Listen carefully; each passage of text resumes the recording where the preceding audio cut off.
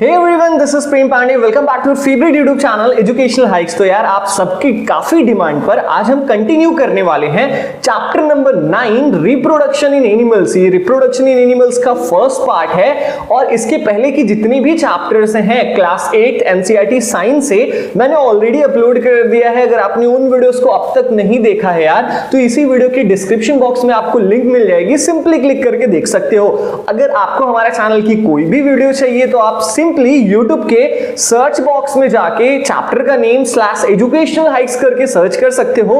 हमारी वीडियो आपको टॉप पे मिल जाएगी। अगर आप नए विजिटर हो यार तो बेल आइकन को प्रेस कर देना ताकि हमारी नोटिफिकेशन आपको मिलती रहे, और सब्सक्राइब अब तक नहीं किया है तो यार रेड बटन दबा के सब्सक्राइब भी कर देना। तो चलिए स्टार्ट करते हैं chapter number 9 reproduction in animals. Reproduction का मतलब होता क्या है पहले ये जान लो। अब हम इस पर्टिकुलर चैप्टर में ना पढ़ेंगे कि कैसे एनिमल्स, मेल एनिमल और फीमेल एनिमल मिलके एक बेबी पैदा कर देते हैं जिसको हम रिप्रोडक्शन कहते हैं। देखो दो वर्ड से मिलके बना है ना, रिप्रोडक्शन मतलब एक नया इंडिविजुअल का जन्म होना, एक नई चीज का जन्म होना। ठीक है, हम इस पर्टिकुलर चैप्टर में कैसे एनिमल्स अपनी बेबी पैदा करते हैं ये सारी चीजें हम पढ़ेंगे। हम ये भी पढ़ेंगे कि कैसे ह्यूमंस अपने बेबी पैदा करते हैं। ठीक है, चलिए स्टार्ट करते हैं। इंट्रोडक्शन है कुछ शुरुआत में। Do you recall the processes of digestion, circulation and respiration? क्या आपको जो पाचन क्रिया है, जो हम जो खाना को डाइजेस्ट करते हैं, जो हमारा ब्लड सर्कुलेट करता है, हम सांस लेते हैं, इन सारे प्रोसेसेस को आपने पढ़ा है, which you have studied in your previous classes.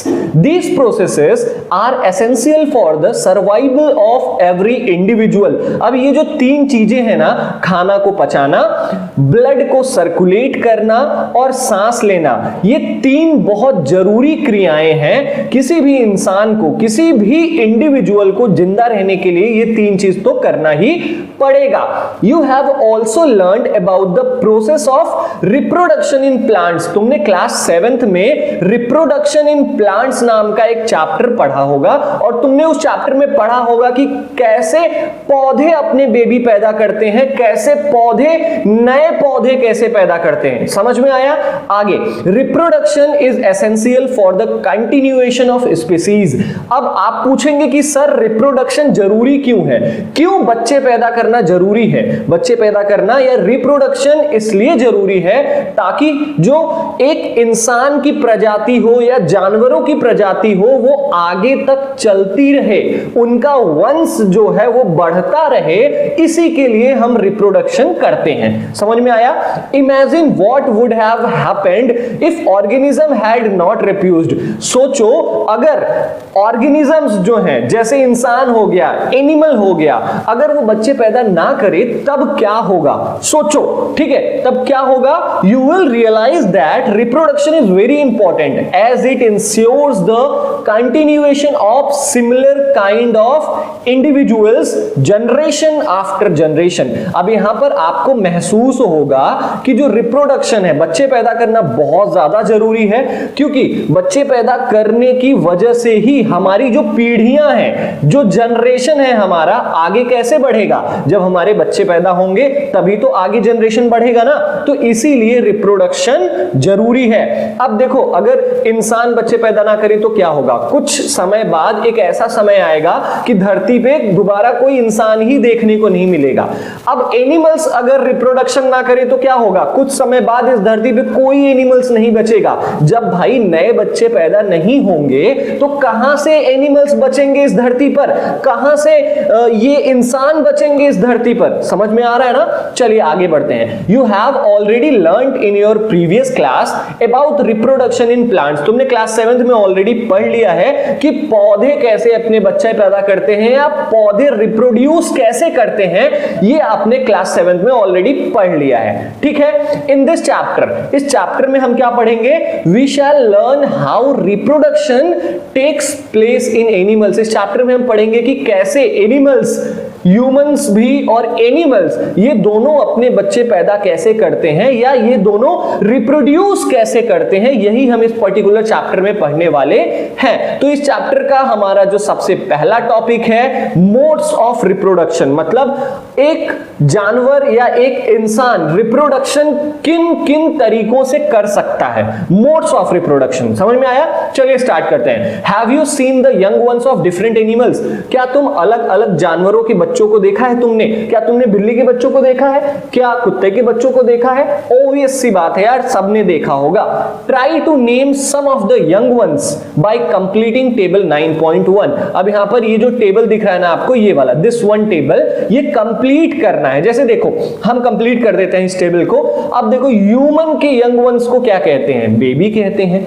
Cat, बिल्ली के बच्चे को क्या कहते हैं? किटन कहते हैं। डॉग, कुत्ते के बच्चे को क्या कहते हैं? पपी कहते हैं। बटरफ्लाई, बटरफ्लाई के बच्चे को क्या कहते हैं या बटरफ्लाई के यंग वन को क्या कहते हैं? कैटरपिलर कहते हैं। हैन, मुर्गी के बच्चे को चिकन कहते हैं या चिक कहते हैं। काऊ, काऊ के बच्चे को क्या कहते हैं? काफ, बछड़ा, ठीक है। फ्रॉग, मेढक, मेढक के बच्चे को क्या कहते हैं? टैडपोल कहते हैं। तो ये चीजें आप याद कर लेना कि एनिमल्स जैसे ह्यूमन, कैट, डॉग, हाँ याद रखना भाई ह्यूमन भी एनिमल में ही आता है, क्योंकि हम क्या थे? हम पहले लंगूर थे ना, अब तो हम इंसान बन गए ना, धीरे धीरे हमारा इवोल्यूशन हुआ, हम डेवलप हुए, तब जाके हम क्या बन गए? एक इंसान बन गए, लेकिन हम आज भी एनिमल के कैटेगरी में आते हैं। तो ये हो गया एनिमल और ये हो गए इनके बच्चों के नाम। अब आगे पढ़ते हैं।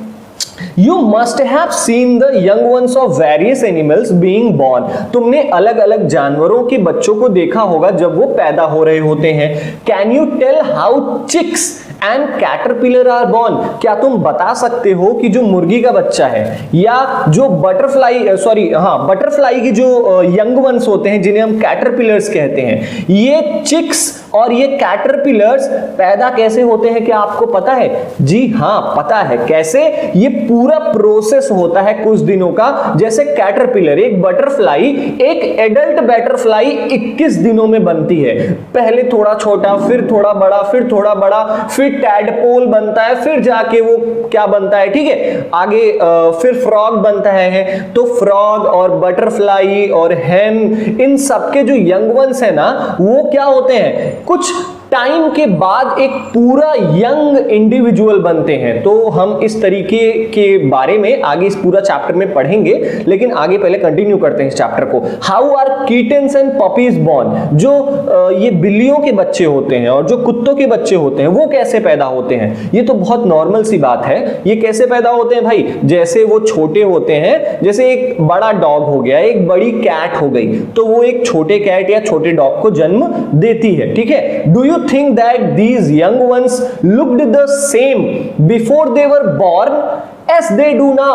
अब यहां पर कहा गया है कि क्या आपका ये सोचना है कि ये जो चिक्स हैं, ये जो कैटरपिलर्स हैं, ये जो पपीज हैं और किटन्स हैं, क्या वो पैदा होने के पहले भी ऐसी ही दिखती थी जैसे वो आज दिखते हैं? Before they were born as they do now? Let us find out. चलो हम यही पता करेंगे कि जो डिफरेंट एनिमल्स हैं उनके बच्चे पहले कैसे दिखते थे और अब कैसे दिखते हैं, ऐसा क्यों होता है। ये सारी चीजें हम इस पर्टिकुलर चैप्टर में पढ़ेंगे। आगे देखते हैं, ये टेबल तो हमने भर ही दिया है, ये वाला देखते हैं। जस्ट इन प्लांट्स, जैसे कि पौधों में होता है वैसे ही एनिमल्स भी दो तरीके से रिप्रोड्यूस करते हैं। एनिमल्स भी दो तरीके से बच्चों को पैदा करते हैं, ठीक है। पहला तरीका क्या है? पहला तरीका है सेक्सुअल रिप्रोडक्शन, जिसमें क्या होता है? मेल और फीमेल गैमेट मिक्स होके जाइगोट बनाता है। अब अगर हम सिंपल भाषा में कहना चाहें तो मेल और फीमेल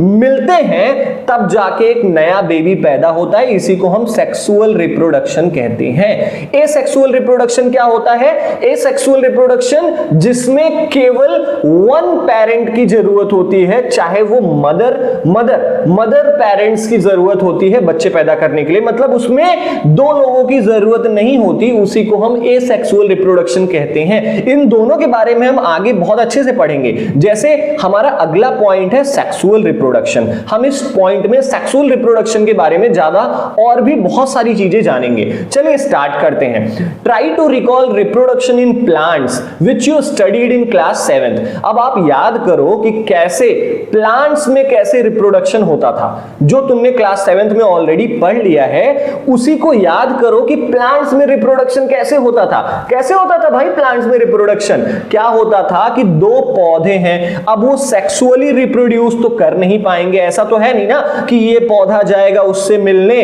दोनों मिलेंगे तब जाके सेक्सुअल रिप्रोडक्शन होगा, ऐसा तो कुछ होता नहीं ना भाई। ये क्या करते हैं प्लांट्स, क्या करते हैं कि इंसेक्ट्स जो होते हैं वो पॉलन ग्रेन एक फ्लावर से दूसरे फ्लावर पर ट्रांसफर करते हैं, जिसे हम क्या कहते हैं? Asexual mode of reproduction.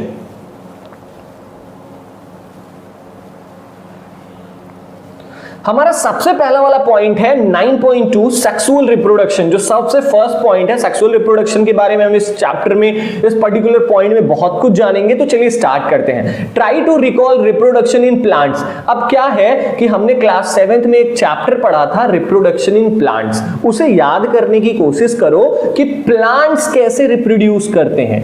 Plants दो तरीके से रिप्रोड्यूस करते हैं, वो सेक्सुअली भी रिप्रोड्यूस करते हैं और वो एसेक्सुअली भी रिप्रोड्यूस करते हैं।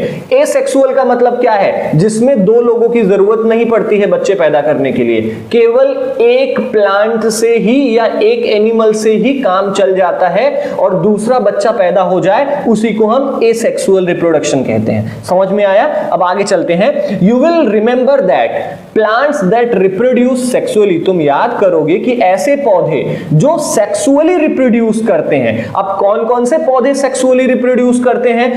हर वो पौधे, याद रखना बहुत जरूरी है, ब्रायोफाइट्स उन्हें हम कहते हैं। देखो वो सारे पौधे जिनमें फ्लावर्स लगते हैं और जिनके अंदर कांटे होते हैं, जैसे रोजेस हो गया, जैसे गुलाब का फूल हो गया भाई। अब देखो गुलाब जो तुम अपनी गर्लफ्रेंड को देते हो या तुम अपनी वाइफ को देते हो, तो गुलाब जो है ना, गुलाब क्या है? सेक्सुअल रिप्रोडक्शन करता है, क्योंकि इसके अंदर फ्लावर्स भी होते हैं और इसके अंदर कांटे भी होते हैं। तो हर वो पौधे जिनमें फ्लावर्स लगे होते हैं और के अंदर फर्न्स, कांटे होते हैं, वो सेक्सुअल मोड ऑफ रिप्रोडक्शन से रिप्रोड्यूस करते हैं। समझ में आया? देखो यहां पे क्या क्या लिखा है? लिखा है कि प्लांट्स दैट रिप्रोड्यूस सेक्सुअली, ऐसे पौधे जो सेक्सुअल मोड ऑफ रिप्रोडक्शन से बच्चे पैदा करते हैं, उनके पास मेल और फीमेल रिप्रोडक्टिव पार्ट्स होता है। मेल और फीमेल रिप्रोडक्टिव पार्ट्स क्या होते हैं? मेल और फीमेल रिप्रोडक्टिव पार्ट्स की वजह से ही बच्चे पैदा होते हैं। चलो,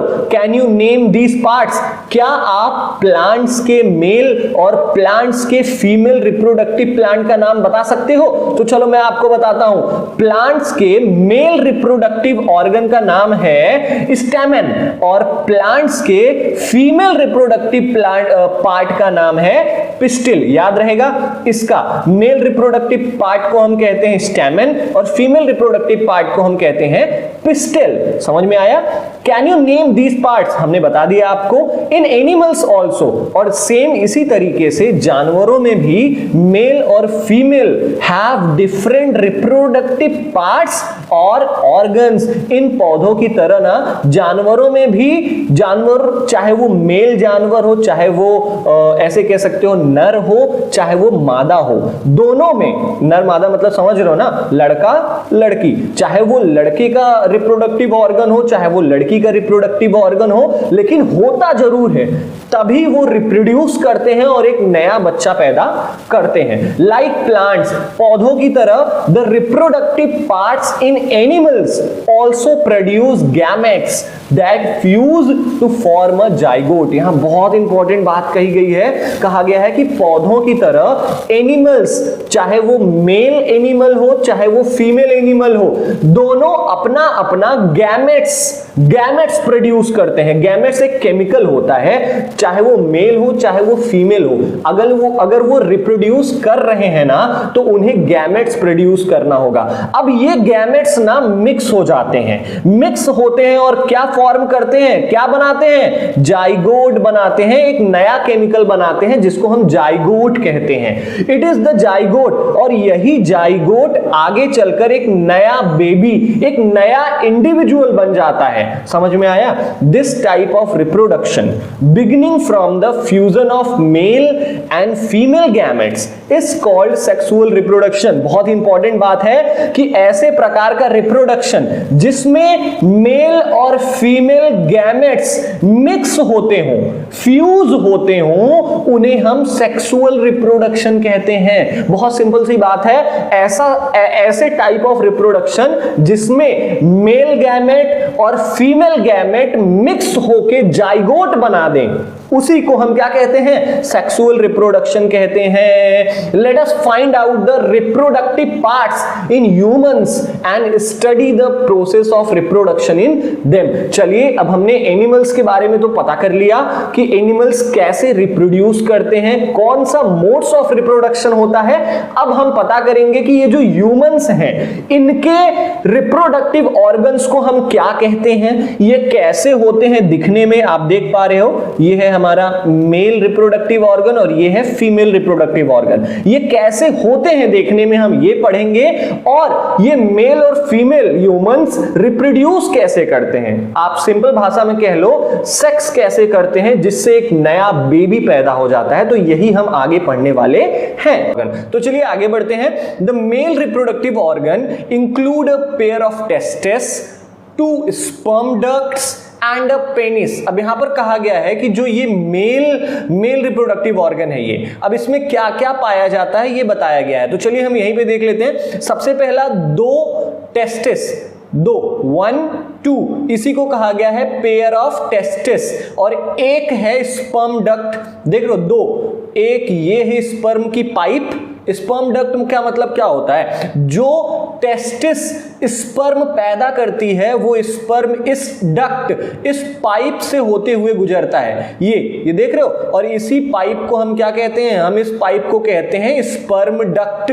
तो 2 स्पर्म डक्ट, 2 टेस्टिस और एक पेनिस पाया जाता है मेल रिप्रोडक्टिव ऑर्गन में। The testis produce the male gametes called sperms. अब ये जो टेस्टिस होती है ना, ये एंड ये मेल, जो मैंने बताया था ना कि मेल और फीमेल को रिप्रोड्यूस करने के लिए गैमेट्स की जरूरत पड़ती है। Male gametes female gametes mix होता है, तब जाकर कहीं जाइगोट बनता है। तो जो मेल गैमेट्स है वो यहीं पर प्रोड्यूस होता है, और मेल गैमेट्स को हम क्या कहते हैं? हम स्पर्म्स कहते हैं। जो मेल गैमेट्स है उसको हम स्पर्म्स कहते हैं, और ये प्रोड्यूस कौन करता है? ये यहां पर टेस्टिस में प्रोड्यूस होता है। समझ में आया? आगे चलते हैं।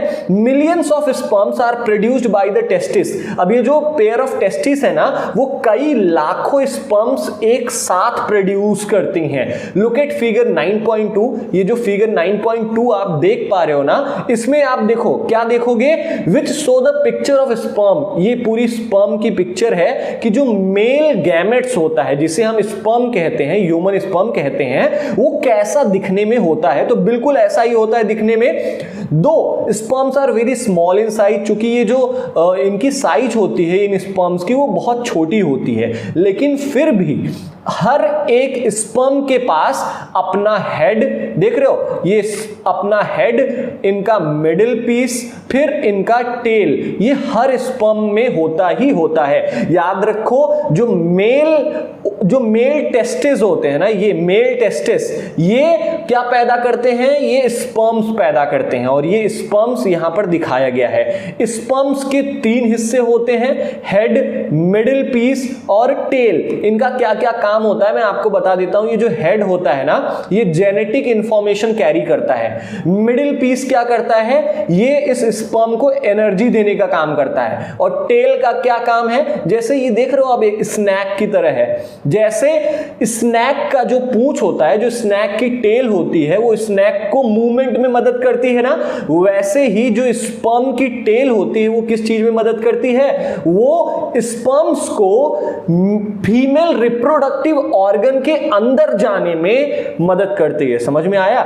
चलो अब आगे देखते हैं। अब यहां पर कुछ लिखा गया है कि Does it appear to be a single cell? अब हमने ये तो जान लिया कि ये जो स्पर्म्स होते हैं वो बहुत स्मॉल होते हैं साइज में, और हर स्पर्म्स के पास अपना हेड, मिडिल पीस और अपना टेल होता है। इतना तो हमने जान लिया। अब आगे क्या जानना है? Does it appear to be a single cell?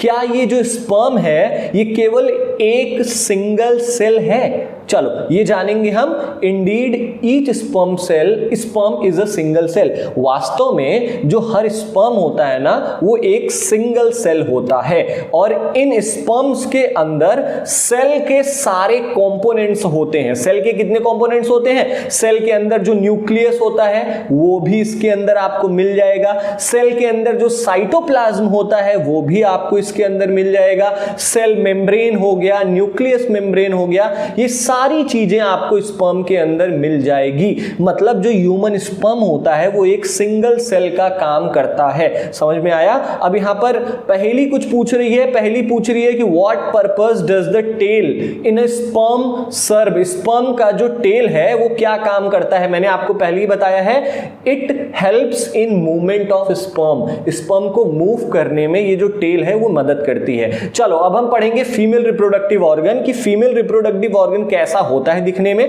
कौन कौन से पार्ट्स होते हैं इसमें और इनका क्या फंक्शन होता है। तो सबसे पहले क्या लिखा गया है? The female reproductive organ are a pair of ovaries. जो ये फीमेल रिप्रोडक्टिव ऑर्गन है ना, इनमें क्या होता है? दो ओवरीज होते हैं। ये देख रहे हो ओवरी ये है, दिस इज ओवरी।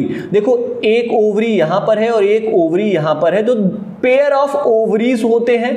ठीक है, ओविडक्ट्स होता है। ओविडक्ट मतलब ये जो ओवरीज फीमेल गैमेट्स प्रोड्यूस करती हैं उनको ले जाने वाली जो पाइप है, ये पाइप दिख रही है आपको, इसी को कहते हैं ओविडक्ट। तो दोनों तरफ मतलब पेयर ऑफ ओविडक्ट्स होता है, जिसे हम क्या कहते हैं? जिसे हम फैलोपियन ट्यूब्स भी कहते हैं। याद रखना, जो फीमेल में ओविडक्ट्स होते हैं, जो फीमेल रिप्रोडक्टिव ऑर्गन में ओविडक्ट्स होते हैं, उन्हें हम फैलोपियन ट्यूब भी कहते हैं। और आखिरी हिस्सा यूटेरस, ये वाला हिस्सा देख पा रहे हो आप, दिस वन, इसी को हम क्या कहते हैं? यूटेरस कहते हैं। सॉरी, ये जो मिडिल वाला हिस्सा देख पा रहे हो ना आप, यही यूटेरस होता है, फीमेल यूटेरस। ठीक है, यूटेरस में क्या होता है? यूटेरस में बेबीज डेवलप होती हैं। अब आगे देखो क्या लिखा गया है? द ओवरी, जो ये ओवरीज होती है ना वो प्रोड्यूस करती हैं, क्या प्रोड्यूस करती हैं? प्रोड्यूसेस फीमेल गैमेट्स कॉल्ड ओवा। जैसे मेल गैमेट्स कहां प्रोड्यूस होते हैं? मैंने कहां बताया था?